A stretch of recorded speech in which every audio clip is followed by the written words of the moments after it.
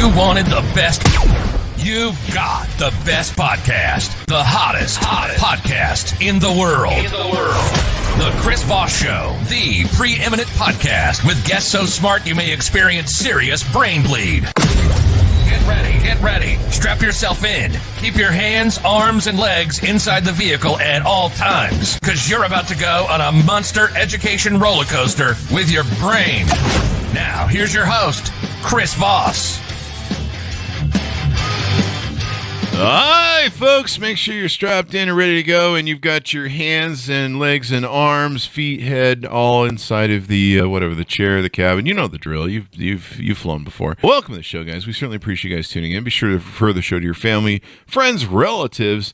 Tell them to join the Chris Voss Show. Subscribe to it. Remember, we're the family that loves you but doesn't judge you. The best kind of family there is. For those of you, maybe the only family that will accept you at this point. I'm just kidding. You're not that bad off. Don't be depressed.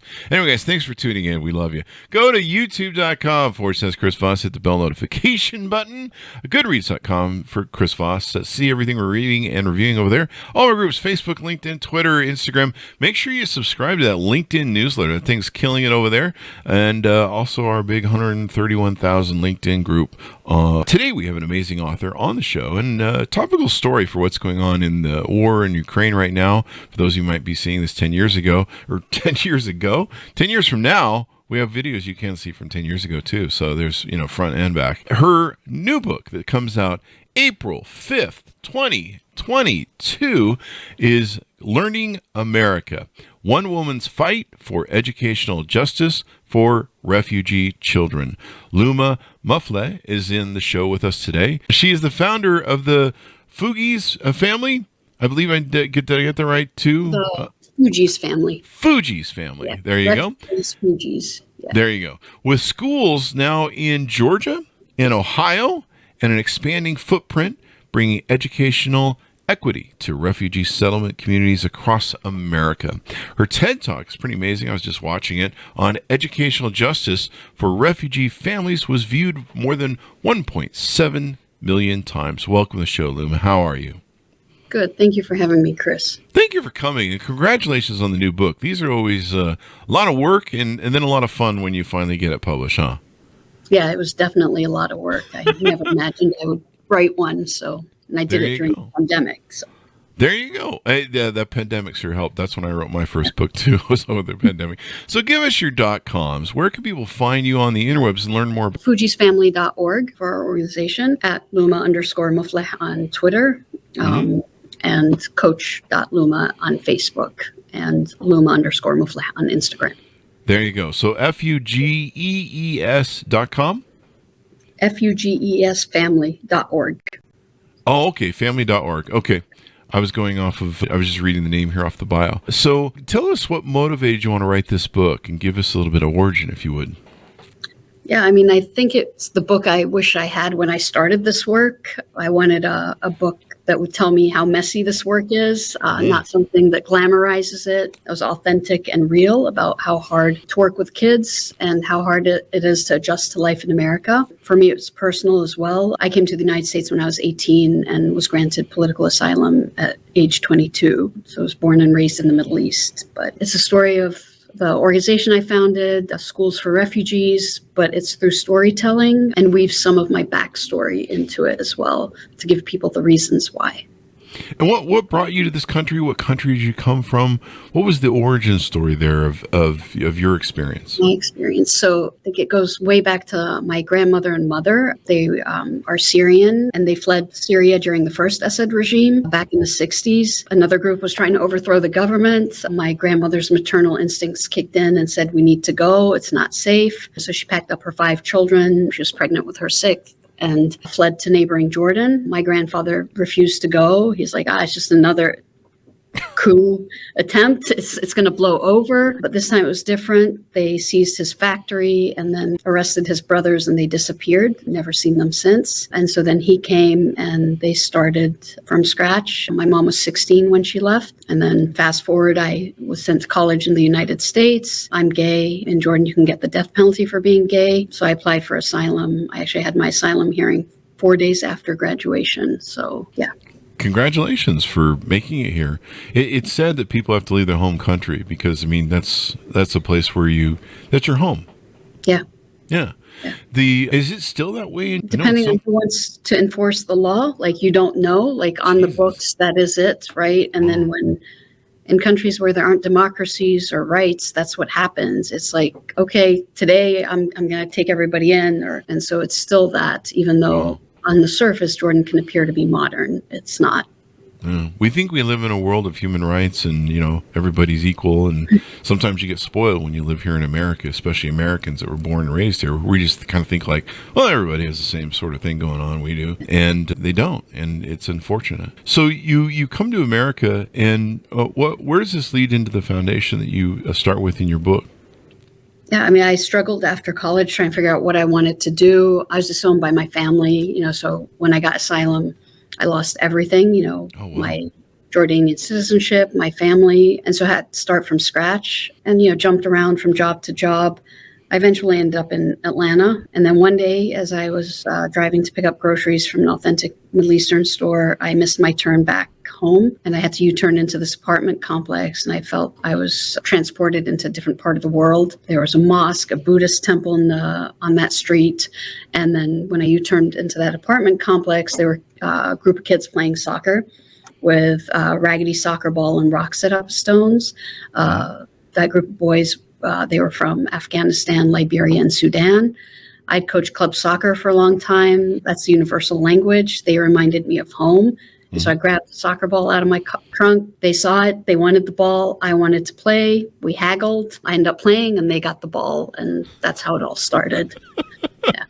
So where does this journey lead from there? It all comes down to a U-turn. It's interesting the paths we end up in life just sometimes by accident.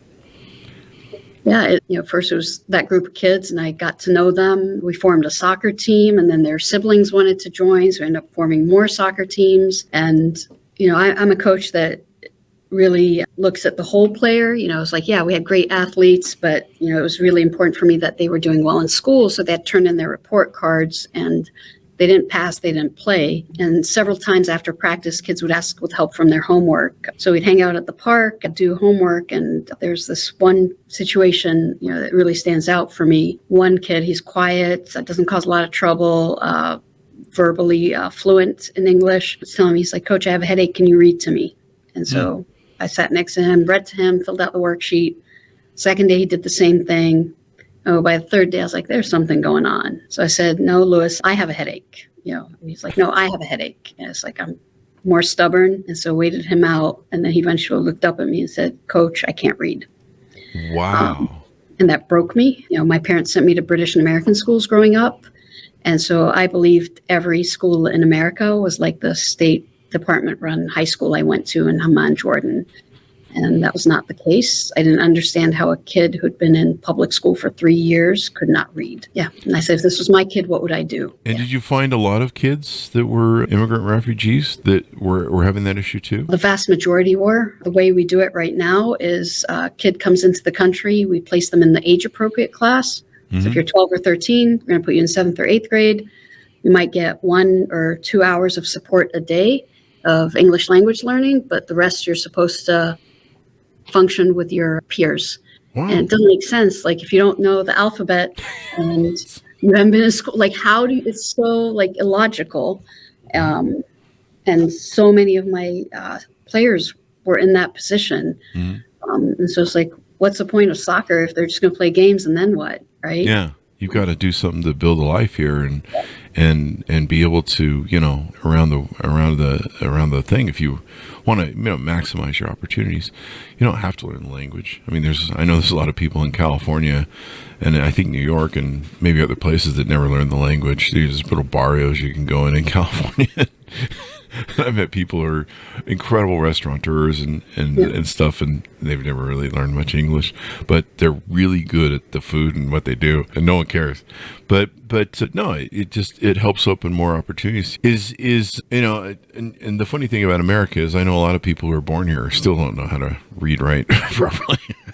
Yeah, I mean, I don't think it's just a problem for refugee kids, but I think we highlight it a lot more, right? Definitely so what did you do? What actions did you take, and what pathway did you go with that? I ended up starting a school for 6 of my players, hired a teacher, got a church basement donated. We're like, all right, how quickly can we get them to learn so they're at grade level, and then mainstream them back in? After the first 6 months, more kids were asking to be in it, and it just continued to grow. And we ended up opening another school in Ohio 4 years ago, three and a half years ago. Awesome. So you build this academy and you're helping people. And I would imagine, because a lot of these folks are refugees, they bond together because of their experience. There's a lot of things that people that were born and raised in America probably don't understand from that experience, what it's like, the trauma, things of that nature. And I imagine it gives a bit of solace and help, or a community, if you will, to help people that have gone through kind of the same experience and can help carry each other or help each other. Yeah, I mean, I think there's nothing more powerful to heal trauma than being around others who've been through it, right? So you're not alone. I mean, we have kids from warring factions. We have kids from every corner of the world. But for them to say, oh, wait, it's not just me. Yeah. Right. Yeah, we had Dave Navarro from one of the several different bands on last week or two, and we talked about trauma, and that whole concept of you're not alone. There's a whole lot of other people who are suffering and stuff, and that's really important. Let's talk about, as the Academy grew, what are the things did you do in building a mission, student population, et cetera, et cetera? How did you get it to grow and be successful? I mean, I think it was adapting as quickly as possible to the community needs. We start off as a soccer team, so that's still very core in our school design. Every kid in the school plays soccer. Every kid's part of a team. We have a lot of music and arts integration, celebrate everything in the building. So literally every other week there's a party celebrating something, whether it's Holi or Eid or Christmas, something's being celebrated and kids are being taught about everyone that they interact with, and we have fun, but we also have a lot of high expectations of the kids because they're so far behind. And it's like, all right, you gained this much, now we need to get you up here, now we need to get you up here, and really build their confidence that they don't see themselves as less than, that they are capable and strong and can do anything they want to do. Yeah. And I think this is beautiful because you take this from your experience as a refugee and being accepted in society, sometimes by society and people that are really ugly. I mean, we see what's going on in like Florida right now. I'm just like, what, are we in the 80s? What the fuck? But hopefully that whole thing goes to court and stuff. But, you dealt with stuff. There's an ugly thing that people do here that are either racist or hateful or, I don't know, pick all of the above, where they say, go back to where you came from. And I imagine you experience or deal with that at your academy, where students are told this and they've got to deal with some of the ugliness that they get from maybe, very mean and ugly Americans here. Yeah, I mean, we see both extremes, like hate and then, curiosity, and we want to welcome you and we want to understand. We definitely see it out on the soccer field, like when we're playing against teams. One memory really sticks out is we're playing against this team and a kid that newly arrived from Afghanistan. And this was 15 years ago when the first group of Afghan refugees came in and playing a game. And then one of the kids told them, we have to say our names during the game. And so one kid is like, oh, where are you from? He's like, Afghanistan. He's like, are you Taliban? Wow. Why don't you go back there? And the kid just walked off shaking because he left because of the Taliban. And here was, and he was so innocent when the kid asked him, where are you from? He thought, oh, this is curious. He wants to learn about me. He loves me, And it's just hard to learn that at such a young age, that this is what's going to come your way over and over and over again. It definitely is. It saddens me that we haven't. I was born 200 years too early or something. Or I don't know if we can ever get the hate resolved in this country and racism. I mean, we've had 450 years of this thing, and it's so interweaved in our idiot psyche. And then, of course, some moron brought it back about 5 or 6 years ago. But yeah, it's an ugly thing. But it's great that you have, what you're building so that there can be more integration. I've heard, correct me if I'm wrong, but I've heard that America integrates better than any other country with people that come from other countries. We're better at melting pot. We're not perfect, of course, as some of the topics we've talked about, but I've heard we do better than places like France and other places, England and stuff. They I think they isolate them a lot in those countries. Is that true, or we still need a lot of work to do? I mean, I think saying we're better than England and France is a low bar. It's not, right? Like, it's rough there, right? And so, and England and France weren't built on the values of America. Like, America was built on people fleeing for safety, right? Mm-hmm. And so we should be doing a lot better. I think we took several steps backwards over the last 5 to 10 years. I think there's still ways to do it so much better. I think Americans want to welcome, and we have to do it well. And first experiences are very important, right? And so to avoid the social segregation, so communities don't segregate and say, well, they don't understand me, I'm just going to stay with my own. It's like, let's learn about each other and, and build America for what it's supposed to be. That's the best thing for everyone, is integration, everyone getting to know each other, everyone interacting with each other every day, understanding people's differences. I mean, that's really what made this country great, the great melting.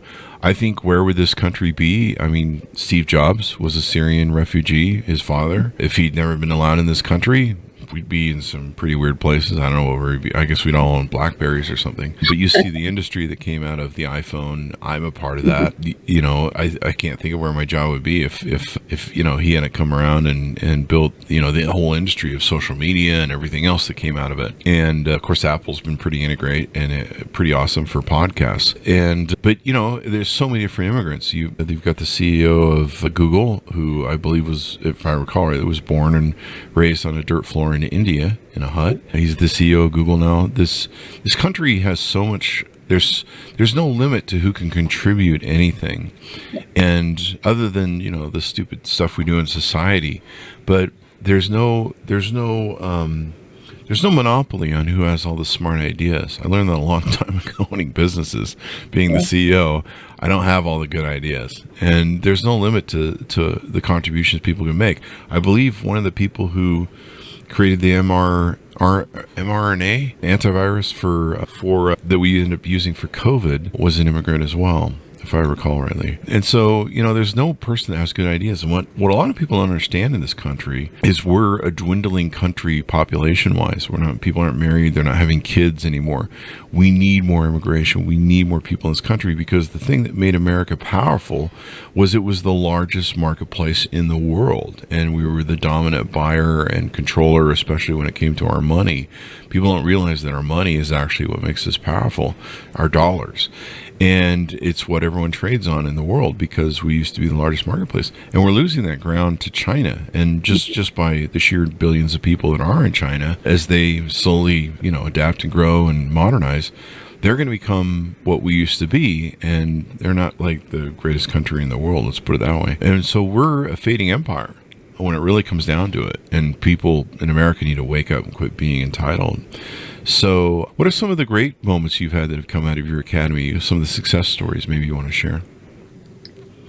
I mean, it's like every day, there's success, right? Like on Monday, we brought in 8 Afghan students who had been on our military bases and then hotels for over 8 months. And they're so excited to learn and are eager. And one of them said, "Good morning" today, which is a step up from Monday, because those 2 words did not exist. And then, kids who are illiterate. So I got a FaceTime call from one of my seniors on Monday, and she'd gotten accepted into Kennesaw State University, her first choice. I met her 7 years ago. She's from Sudan, couldn't put a sentence together. And we ended up holding her back a year because she was not ready for high school as quickly as we thought she would be. And she talks to that moment of like, if you hadn't held me back, what would have happened? I wouldn't have been ready. I would have failed. I would have dropped out. And she's so excited. And her mom is like over the moon. She's one of 6 kids and always says like, this couldn't have happened in Sudan, right? This is happening here, right? Our school couldn't happen anywhere in the world. It's happening here. Do you see your school growing and spreading across the nation so that it can service more refugees? We had, of course, the folks that just came over from Afghanistan that were evacuated, and then the Ukrainians. We're going to take 100 100,000 Ukrainians, I think they've agreed to, according to Biden as of this moment. Yeah, I mean, we just launched a partnership with Bowling Green, Kentucky. Mm-hmm. So we're working with their school district to implement our model for all their refugee and immigrant kids.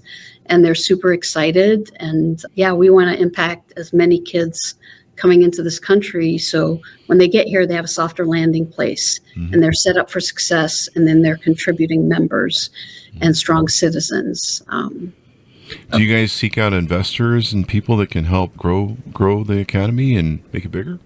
Always. That's part of my job. You know, when you're CEO, you're doing like everything, but fundraising is a big part of it. Awareness and bridge building is another part of it. But we want as many people as possible helping us out, because this is not just, it's a movement, right? And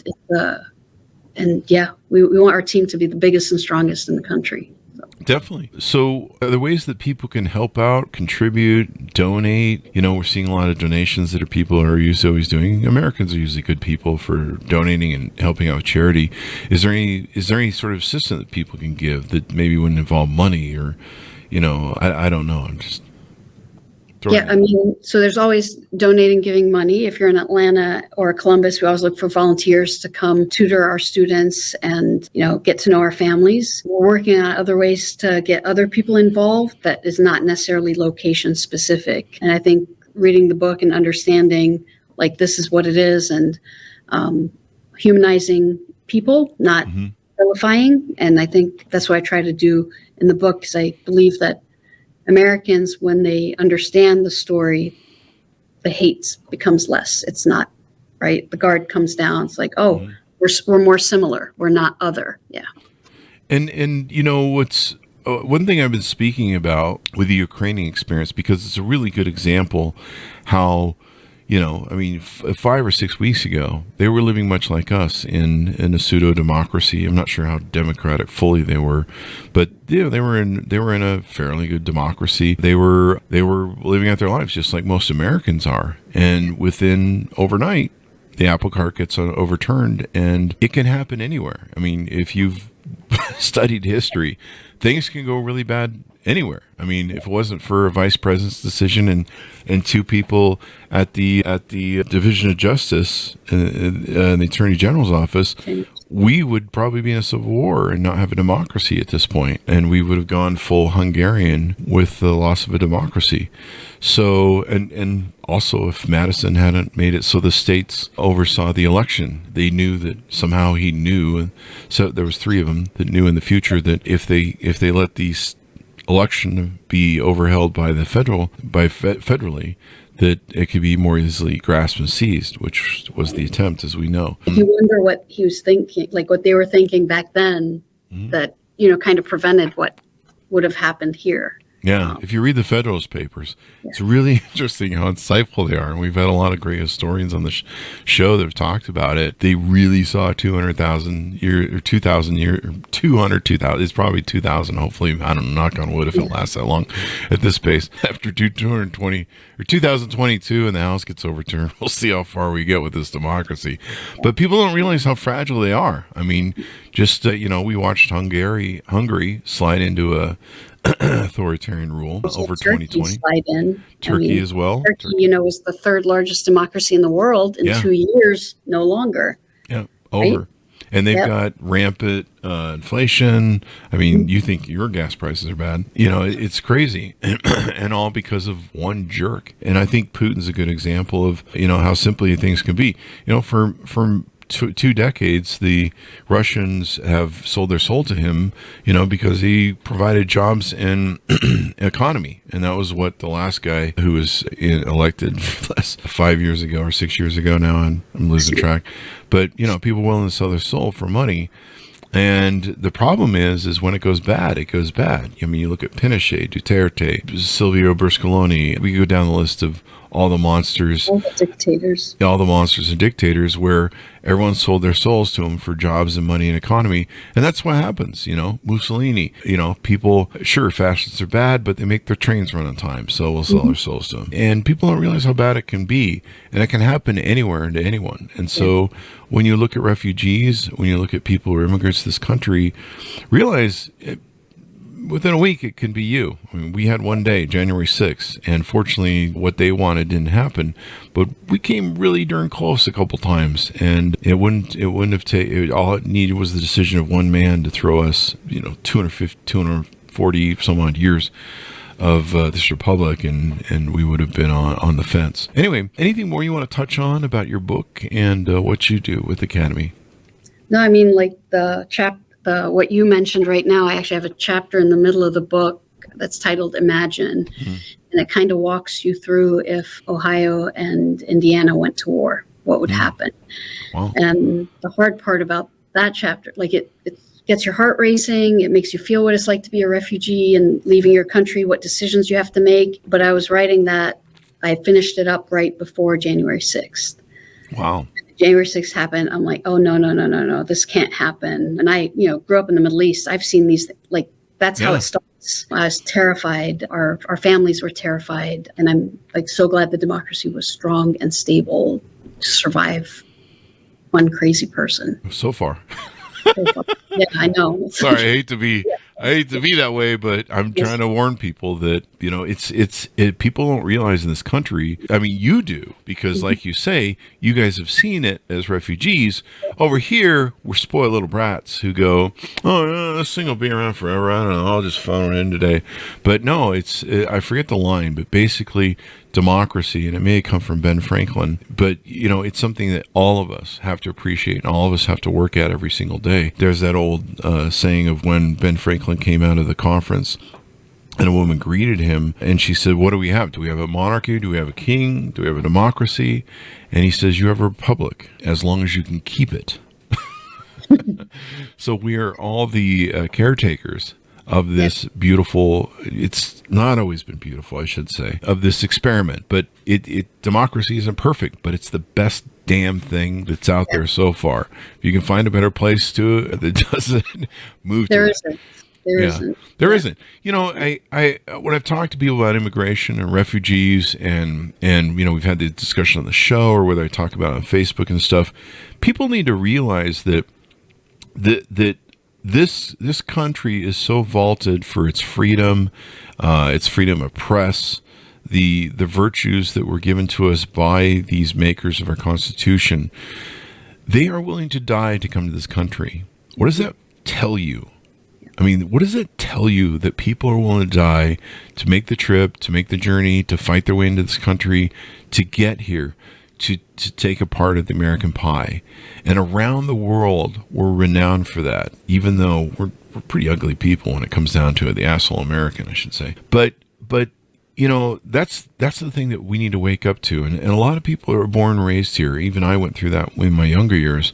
We're just spoiled. You don't see, like you said, the experience of being in other countries where there's war and there's crazy dictators and, 1 minute everything's calm and suddenly everyone's apple cart's turned upside down. We've never really had bread lines here. I think the closest we ever came to experience something like that was, the Great Depression.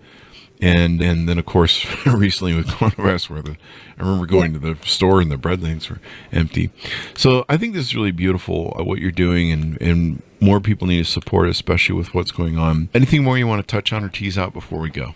No, I mean, I think nobody should take their rights for granted. This democracy is sacred. My kids are always like, they're young, they're 8, 7, and 3.5, and they see this look in my face. They're like, please don't tell us the stories like when you're back in Jordan. I'm like, no, you don't understand what you have, right? Mm-hmm. I'm constantly like, want them to understand like how beautiful and valuable it is and don't take it for granted. Like, it's a huge responsibility to be born in America and a huge privilege. It really is. It really is. And people don't realize how fragile it is. I mean, read the Federalist Papers. Everyone out there in the audience, sit down and read the Constitution.